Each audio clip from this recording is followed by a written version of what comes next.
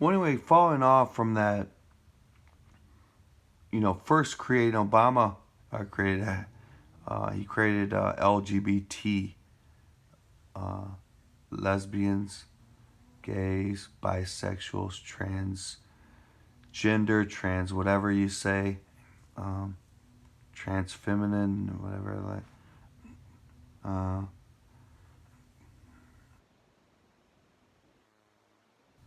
I keep getting attacked really hard in this area. That spirit in America has a lot of strength because there's a lot of sexual sin in America. Um,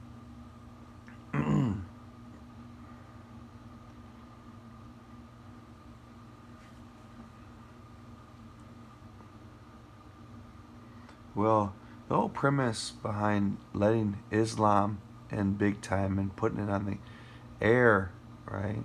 First, they give you these paradigms like gender equality, and if a man says he's a woman, well, you're a gender phobe if you don't call him a woman and give him his pronouns. They're going in that direction. So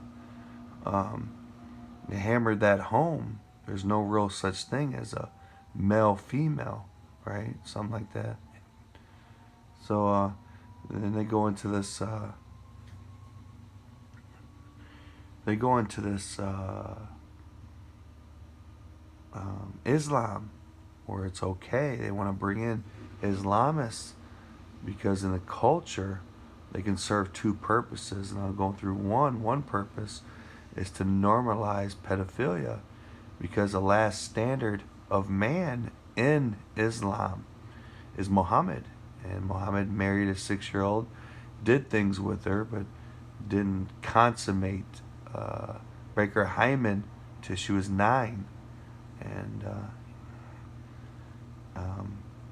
so in America, there's strictest, or there's death to that kind of person, and so you're in a culture clash, right? There are people at the top want above Trump. They're above Trump. They want pedophilia. They want to normalize it in America. They know there's going to be a stiff opposition to it, and sorry for my choice of words, I think, but um, and yeah. Well, anyway, they can defend it because it's defending Islam, and they're just being the good guys, having to take up for Muhammad, which is the last standard, they would say. I don't believe in the Quran. That's a disclaimer. Um, but yeah, and then normalize sex with 9-year-old girls because that's part of the new culture, right? And then they got this gender equality in there. So, okay, well, if a little girl can marry a man, then so can a little boy. And it just goes from there. And because gender equality, you're gender phobe. If you say it's okay for a 14-year-old girl to marry a guy and not a 14-year-old boy to marry a guy, they'll go along those lines.